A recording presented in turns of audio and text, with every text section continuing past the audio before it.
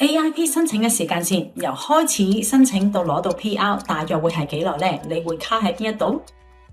如果你而家研究緊 AIP 咧，最想知道嘅通常都會係一句：由開始到拎到 PR 要幾耐啊？今日我就用一個最實際嘅時間線同你解釋清楚，你會知道自己要預幾耐啦，會有咩機會卡住啦，同埋會點樣令個流程順暢啲嘅。我用保守但係實用嘅估計去講啦，如果由你開始準備到攞到 AIP 嘅原則性批准咧，通常你要預6個月嘅時間左右，之後你就會有多12個月嘅時間去完成你嘅投資。而當投資同埋資金路線咧都確認好之後啦，就會正式批出呢個 AIP 簽證，你就會進入一個3年嘅投資期。喺期間咧，只要住夠日數同埋維持合規嘅投資嘅話咧，你就完成晒成個流程噶啦。好啦，第一個階段由開始到攞到個原則性批准咧，通常係6個月嘅。咁第一步咧就係委託代理啦。假設你委託咗我哋啦，咁我哋就會同你做評估啦，話俾你聽要啲乜嘢文件啦，同埋確認你嘅資金路線嘅。一般我呢一個情況咧，都會叫客人預留大約2個月嘅時間。個原因係咧，你唔係淨係交文件嘅，嗰啲文件咧係要解釋得到資金來源啦、資金路徑啦，係要講得通嘅。同埋所有文件咧係要前後一致嘅。如果呢一個部分做得好咧，後邊就會快10倍噶啦。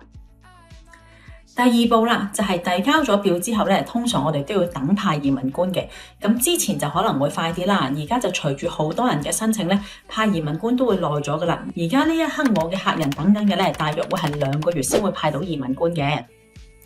第三步驟咧就係補文件啦，呢個係最常見嘅延遲嘅情況。呢一部分我會建議你都係預大約2個月嘅時間去處理補文件，因為高資產嘅申請人咧，通常都係戶口多啦、資金分散啦、公司架構複雜啦。你越早整理咧，其實要補文件嘅次數咧就會越少。所以咁樣加埋啦，2個月加2個月加2個月，就係等於大約6個月嘅時間，你就會有機會攞到呢個原則性批准啦。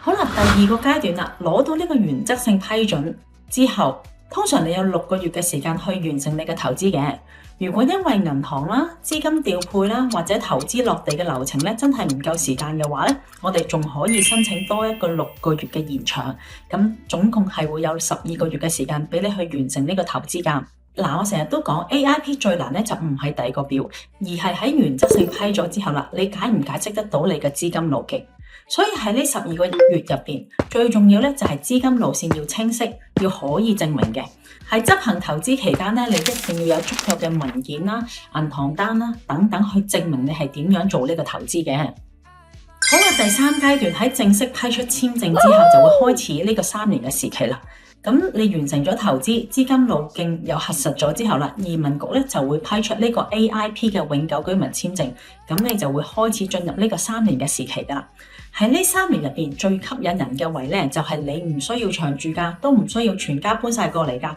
淨係需要喺3年入邊主申請人住夠21日，咁就足夠噶啦。加上維持呢個合規嘅投資3年，咁成個申請流程就會完成噶啦。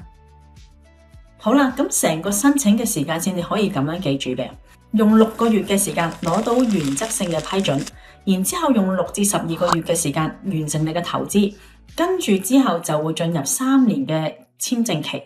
喺呢3年入邊住夠21日，然之後同埋維持你嘅合規投資，咁成個流程就會完成噶啦。如果你都想我幫你做一個15分鐘嘅 AIP 評估嘅話咧，你可以填寫我哋 AIP 自我評估表格，或者直接 WhatsApp 我。我係阿當，係澳洲紐西蘭嘅持牌移民顧問。下一集見，拜拜。